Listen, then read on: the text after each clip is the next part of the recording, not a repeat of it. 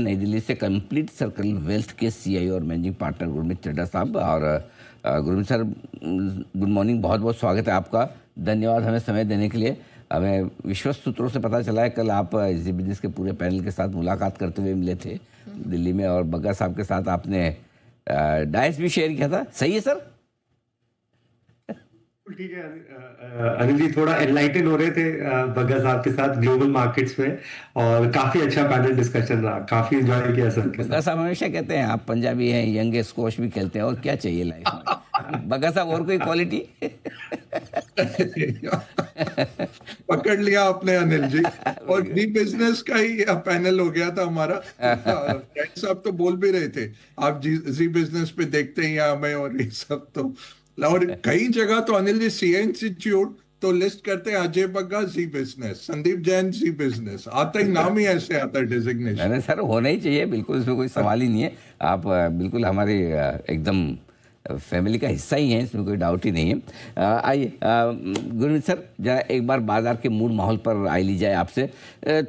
ये क्या हृदय परिवर्तन हुआ है एफआईएस की तरफ से 3 दिनों से? हमसे मतलब हम भरोसा नहीं हो रहा सर, ईमानदारी की बात तो ये है।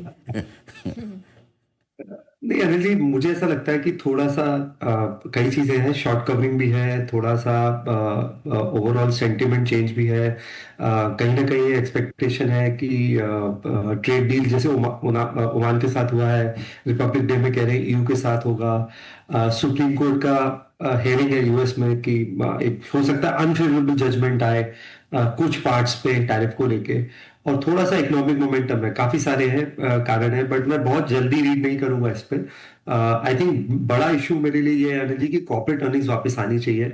कल मैं अजय सर के साथ भी डिस्कस कर रहा था कि जो अपना लार्ज कैप है, जो निफ्टी 50 है, वहां पे अगर 10% से ऊपर अर्निंग ग्रोथ नहीं आएगा तो बाजार अभी भी 21 के फॉरवर्ड पे है, तो आप 2 के ऊपर पैक पे हैं, तो एफआई शायद कंटिन्यू करेंगे बेचना, क्योंकि 9-10% रिटर्न अगर मैं एज्यूम करूं कि अर्निंग जैसे ही रिटर्न आएगा, वो post tax post dollar terms में 5-6% रह जाता है अनिल जी, और उस लेवल पे थोड़ा बहुत चर्न चलता रहेगा, तो अर्निंग ग्रोथ पिकअप होना बहुत जरूरी है।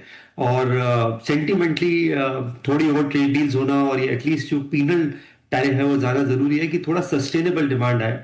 दूसरा, ये जो मेटल्स में बहुत तेजी आ रही है, गोल्ड एंड सिल्वर है, मैं ही मानता हूँ ये एक्विटीज के लिए बहुत अच्छा नहीं है, क्योंकि कहीं ना कहीं बाजार को एक एक एक dollar as a reserve currency का स्टेटस, जो जियो पॉलिटिकल इश्यूज चल रहे हैं उस पर, तो बहुत ज्यादा प्रेशर मसल में राइज भी जो है वो बहुत, क्योंकि इन्वर्स कोरिलेशन होता है। हालांकि इस बार S&P 500 और गोल्ड दोनों तेज भागा है, बट यूजली इन्वर्स कोरिलेशन होता है।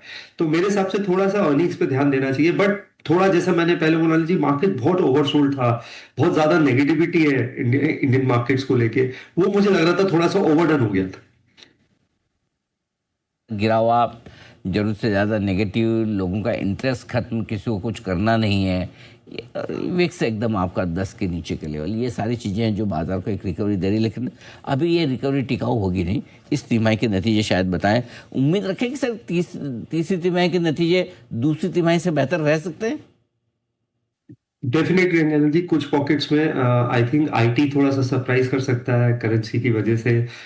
इनफैक्ट मैं मुझे लार्ज कैप आईटी ऐसा लगता है कि थोड़ा सा हमने देखा भी है, बाजार शायद एंटिसिपेट भी कर रहा है, कर सकता है। एनर्जी स्पेस, जो कि पूरा साल पावर डिमांड फ्लैट रही है अनिल जी, क्योंकि मानसून अब नॉर्मल था, तो अगर नॉर्मल मानसून आता है तो पावर डिमांड भी बढ़ सकती है। और ट्रांसमिशन स्पेस पे हमने देखा है कि वापस से प्रोजेक्ट्स अवार्ड होना शुरू हुए हैं, वो सरप्राइज कर सकता है। बैंक्स में क्योंकि रेपो रेट कट हुआ है, तो हो सकता है एक और क्वार्टर आए जहां पे निम पे हल्का प्रेशर हो, बट ओवरऑल फाइनेंशियल्स बहुत अच्छे लग रहे हैं अगले क्वार्टर के, नहीं में भी 2-3 क्वार्टर के हिसाब से। और कंजम्पशन बहुत बूस्ट देगा, आई थिंक ऑटो है, जो भी कंजम्पशन बास्केट है, वहां पे अर्निंग्स मुझे लगता है पॉजिटिवली सरप्राइज करनी चाहिए। सॉफ्ट पार्ट थोड़ा सा टेक्सटाइल एक्सपोर्ट ओरिएंटेड रहेगा। मेरा ये मानना है कि हाई सिंगल डिजिट निफ्टी में या अर्ली डबल डिजिट, और ब्रॉडर मार्केट में अगर मैं निफ्टी 200 और 500 की बात करूं, 12 से 14% का अर्निंग ग्रोथ आ सकता है, जो कि मुझे लगता है बहुत बहुत इंपॉर्टेंट ट्रिगर है। तीसरा, मुझे लगता है अनिल जी, बॉन्ड यील्ड्स को थोड़ा नीचे आना बहुत जरूरी है। हमारा भी 10 ईयर 6.60 के ऊपर है। ग्लोबली अगर आप डेट देखें, और ये मुझे अजय सर ने भी कल बताया कि ग्लोबल डेट जो है वो 270% ऑफ वर्ल्ड जीडीपी हो गया है, और ये कम होता नहीं दिख रहा है। तो बॉन्ड यील्ड्स का थोड़ा सॉफ्ट होना अभी इक्विटी बाजार के चलने के लिए बहुत जरूरी है, बट मैं ऑप्टिमिस्टिक हूँ, बहुत पॉकेट्स में अर्निंग ग्रोथ जो है पॉजिटिवली सरप्राइज करेगा। बात की सर, अब जरा फिर अगर कर ही रहे हैं सारी एसेट क्लास के, तो लगे हाथ सोने चांदी पे भी राय दे दीजिए सर, और कितना? एनालिस्ट बहुत मुश्किल है। एक एनालिस्ट तो आज मुझे एक डिबेट में मिले, वो बोल रहे हैं S&P 500 और गोल्ड दोनों 3-4 साल में $10,000 होगा। हाँ? अब अलग अलग अलग अलग व्यू आ रहे हैं अनिल जी, और मुझे ऐसा लगता है कि हम ना थोड़ा मोमेंटम में कैरी फॉरवर्ड हो जाते हैं। देखिए, गोल्ड का हाई जो था 2012 का, 19 में दोबारा वही आया था। 7-8 साल लग जाते हैं गोल्ड को भी नया हाई बनाने में, और क्योंकि अभी अभी नियर टर्म है, हम फोकस करते हैं तो मोमेंटम और नियर टर्म रिटर्न्स वे करते हैं। पर कमोडिटीज में लंबा साइकिल आ सकता है। सिल्वर कितने साल $50 ही रहा, 2013 में था, 2004 या 2005 में था। तो ये हम थोड़ा सा नियर टर्म जो एंकरिंग करते हैं वो थोड़ा सा उसके लिए केयरफुल रहना चाहिए। मेरा ये मानना है कि कोई भी रिस्क ऑफ सेंटिमेंट होता है, रशिया यूक्रेन पीस टॉक आता है, टैरिफ्स पे अच्छा रिलीफ मिलता है, कोई भी जो रिस्क ऑफ सेंटिमेंट है ग्लोबल की तरफ, वो आपको एक अच्छा करेक्शन दे सकता है। बट 10-15% मेरा ये सलाह होगी कि प्रेशियस मेटल्स में रहिए। वो आपको एक हेज भी देता है, इंसुलेट भी करता है, क्योंकि गोल्ड किसी का नहीं है, किसी नेशन का नहीं है। ये पॉलिटिकल हेज भी है, ये आपकी परचेजिंग पावर को भी जो है प्रोटेक्ट करता है। तो 10-15% पोर्टफोलियो में रहिए। इनफैक्ट अगर आप लास्ट ईयर मल्टी एसेट रहते, इक्विटी भी लेते, थोड़ा S&P भी लेते, गोल्ड लेते, तो शायद अभी भी डबल डिजिट रिटर्न निकलता आपका लास्ट ईयर में। और सर, कैपिटल मार्केट से जुड़े शेयरों पर क्या है आपका इरादा खरीदारी का? कैसे देख रहे हैं स्पेस को, और यहाँ पर क्या पसंद है आपको?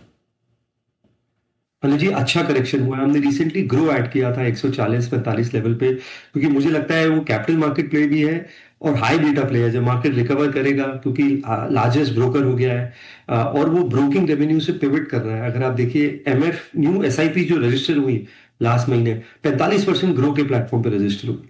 तो डिजिटल मॉडल बहुत अच्छा कर रहा है उनका, प्लस वो डाइवर्सिफाई कर रहे हैं। ब्रोकिंग रेवेन्यू अभी 82% है, बट कमोडिटीज के आने से, वेल्थ मैनेजमेंट, MF डिस्ट्रीब्यूशन से मुझे लगता है वेल स्प्रेड होगा। हमने CDSL हमारे पोर्टफोलियो में ऑलरेडी है। AMC के शेयर्स में थोड़ा सा एक दबाव देखने को मिला, क्योंकि सेबी TER को एडजस्ट कर रहा था, पर जो फाइनल आउटकम आया और जो उन्होंने ऑफसेट्स दिए हैं GST में, और उसमें तो बहुत ज्यादा इम्पैक्ट नहीं पड़ेगा। और तो वेल्थ मैनेजमेंट में हमारे पास HDFC AMC है, और प्रू अगर थोड़ा बेटर एंट्री पॉइंट देता है तो उसको भी कंसिडर करेंगे। हम इस प्ले को लेके बहुत कंस्ट्रक्टिव एनालिसिस। आप देखिए, अभी 13-14 करोड़ यूनिक डीमैट अकाउंट्स हैं। ये नंबर 25-26 करोड़ होने वाला है 2 से 3 साल में। और ये एक ऐसा सेक्टर है जहां 20-25% का ग्रोथ आ रहा है।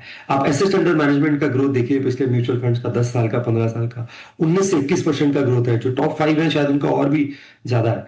तो बहुत सेकुलर ग्रोथ है ये। और जो भी इंटरमीडिएटरीज हैं, चाहे वो एक्सचेंज है, चाहे वो डिपॉजिटरीज हैं, चाहे वो वेल्थ मैनेजमेंट आउटफिट्स हैं, वहां पे अच्छा करेगा। थोड़ा सा ब्रोकिंग स्पेस में आपको मार्केट के रिवाइवल का वेट करना पड़ेगा, क्योंकि वॉल्यूम जरूर कम हुए हैं। तो वो आप थोड़ा सा ब्रॉडर रिकवरी के बाद ऐड कर सकते हैं। तो हम इस स्पेस में काफी कंस्ट्रक्टिव है। इनफैक्ट हमारे पोर्टफोलियो में कैपिटल मार्केट प्ले कुछ 12-13% वेट है। आपके लिए पूरी की पूरी राय कैपिटल मार्केट से जुड़े स्टॉक्स पर। बहुत बहुत धन्यवाद सर, समय देने के लिए, विस्तार से बाजार के डायरेक्शन और इन्वेस्टमेंट के मौकों पर हमें राय देने के लिए। जल्दी आपसे फिर मुलाकात होगी। गुरमीत सर, बहुत बहुत शुक्रिया आज के लिए।